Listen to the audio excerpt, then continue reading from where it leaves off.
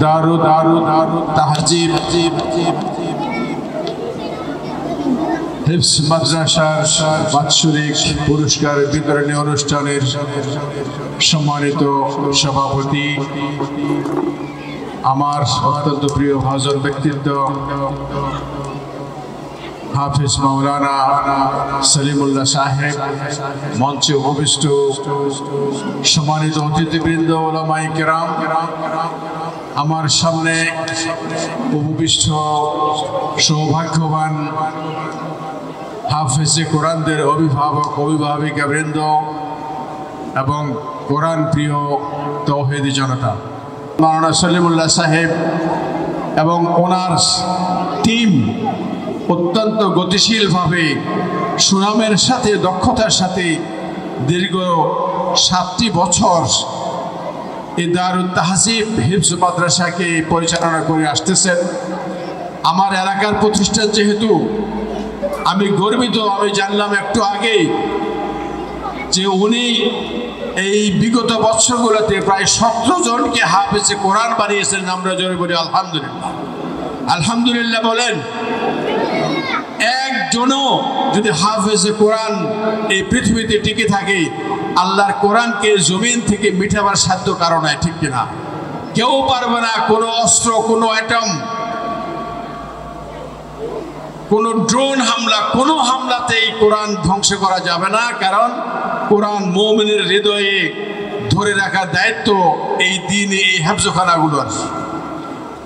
তো এই জন্য আল্লাহ রাব্বুল আলামিন বলেন যে আমি হেফাজতের দায়িত্ব নিয়েছি, কিন্তু আমার দায়িত্বটা আমি এই জমিনে যারা হেফজ প্রতিষ্ঠান পরিচালনা করছে আর এই জমিনে যারা আপন সন্তানদেরকে এই হেফজখানায় দিয়ে হাফেজে কোরআন বানিয়েছে, আমি রব্বুল আলামিন আরশে আজিম থেকে দেখে রইলাম যে কারা তাদের সন্তানকে দুনিয়ার কোনো শিক্ষা, তথাকথিত শিক্ষা, যে শিক্ষা প্রতিষ্ঠানে আমাদের কোমলমতি সন্তানদেরকে ব্যাঙের ডাক কিভাবে শিখতে হবে, কুকুরের ডাক কিভাবে শেখানো হবে, কুকুর কিভাবে ডাকে, এবং বানর কিভাবে চলাফেরা করে, বান্দরামি করে, এগুলো শিক্ষা দেওয়া হয়। সেখানে না দিয়ে আমাদের সন্তানদেরকে কোরআনের আয়াত আলহামদুলিল্লাহ রাব্বিল আলামিন আর রহমানির রহিম, সেই মহান রবের প্রশংসা যিনি সমগ্র জগতের মালিক, দুই জাহানের মালিক। তো সেই শিক্ষা যারা দিচ্ছে না আপন সন্তানদেরকে, তারাই হলেন এই পৃথিবীর শ্রেষ্ঠ মানুষ এবং তারা সবচেয়ে সৌভাগ্যবান। আমি কিছুদিন আগে একটা প্রতিবেদন দেখেছি যে পাশাপাশি একটা প্রাইমারি স্কুল আর পাশে একটা দ্বীনি প্রতিষ্ঠান, মাদ্রাসা, ছোট্ট বাচ্চাদের। তো মাঠের মধ্যে, এক মাঠের মধ্যে শিক্ষক তাদেরকে শিক্ষা দিচ্ছেন বানর কিভাবে লাফায়, অভিনয় করে দেখাও। কুকুর কিভাবে ধূর্ততা করে, আক্রমণ করে, এটা দেখাও। আবার আরেকজনকে বলা হলো যে ব্যাঙ কিভাবে ডাকে, তুমি ব্যাঙের মতো অভিনয় করে ব্যাঙের ডাক ডাকবা। এগুলোই শিক্ষা দিচ্ছে শিক্ষক মাঠের মধ্যে। আর পাশের আরেকটি প্রতিষ্ঠান একই রকমের ছোট ছোট বাচ্চারা, সেখানে শিক্ষক ছাত্রদেরকে লাইন করে দাঁড়ালো, ছোট ছোট বাচ্চারা, এবং একজন ইমাম হলো এবং তাকে শিক্ষা দিল যে তুমি জানাজার নামাজের ইমামতি করছো, জানাজার নামাজের ইমামতি কিভাবে করতে হয় সেটা তুমি অভিনয় করে দেখাও। এই যে ছোট্ট ছোট্ট বাচ্চারা আলহামদুলিল্লাহ এখানে পারফরমেন্স করলো। আমি অভিভূত হলাম যে ছোট্ট ছোট্ট বাচ্চারা 10টি সহিহ হাদিস আমাদের সামনে তেলাওয়াত করেছে। আল্লাহু আকবার। আমাদের বহু বড় বড় নাম ধরা নামদারি বক্তারাও 10টা হাদিস বলতে পারবে না, অনেক আছে, সবাই না আলহামদুলিল্লাহ।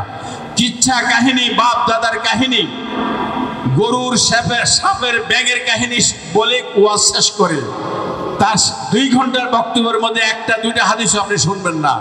কিন্তু এই যে ছোট ছোট বাচ্চারা এখানে 10টা হাদিস এবং সহিহ হাদিস মতন পড়লো এবং অর্থসহ পড়লো, আলহামদুলিল্লাহ বলে যারা তাদের মাতা পিতা এখানে আছেন।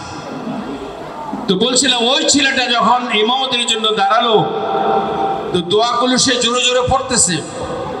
তো সেখানের মধ্যে প্রথম তাকবীরে তাহরিমার পরে সুবহানাকা পড়তে হয়, ঠিক কিনা? কিন্তু নামাজের সুবহানাকার মধ্যে আর জানাজার নামাজের সানা বা সুবহানাকার মধ্যে বেষ্টম আছে না নাই? একটা শব্দ বেষ্টম আছে, সেটা বলেন কি? শেষে বলতে হয় ওয়া জাল্লা সানাউকা। তো আমি বললাম এই ছেলে নিশ্চয়ই এটা পারবে না, সে নামাজের মধ্যে যে সানা পড়ে সুবহানাকা আল্লাহুম্মা ওয়া বিহামদিকা ওয়া তাবারাকা ইসমুকা ওয়া তাআলা জাদ্দুকা ওয়া লা ইলাহা গায়রুক বলে ফেলবে। কিন্তু আমি লক্ষ্য করলাম আল্লাহু আকবার, সে ঠিকই বললো ওয়া জাল্লা সানাউকা ওয়া লা ইলাহা গায়রুক, ছোট্ট বাচ্চা। তো আমি আল্লাহর কাছে শুকরিয়া আদায় করলাম রব্বুল আলামিন, এই জমিনে কোরআনের প্রতিষ্ঠানগুলো থাকার কারণে আমাদের দৃঢ় বিশ্বাস পৃথিবীতে যত ষড়যন্ত্রই হোক কোরআনের বিরুদ্ধে, কোরআনের প্রতিষ্ঠানের বিরুদ্ধে সরকারি কোনো অনুদান নাই। এতগুলো ছাত্র আলহামদুলিল্লাহ ওনারা পড়াচ্ছেন, রাতের 3টায় তারা ঘুম থেকে উঠে আল্লাহর কোরআন হেফজ করতেছেন। কোনো সরকারি অনুদান নাই, কোনো সাহায্য নাই, কোনো পরলোকের দান নাই, কিছু নাই। এই আপনাদের সহযোগিতা এবং যে সমস্ত মায়েরা পিতারা সন্তানদেরকে দিয়েছেন তাদের সহযোগিতায় এরা আলহামদুলিল্লাহ এই পর্যন্ত আসতে পেরেছে। তো 17 জন হাফেজ কোরআন উপহার দিয়েছে এই দারুত তাহসিব মাদ্রাসা, এটা আমি মনে করি বিশাল অর্জন আলহামদুলিল্লাহ বলে আমরা।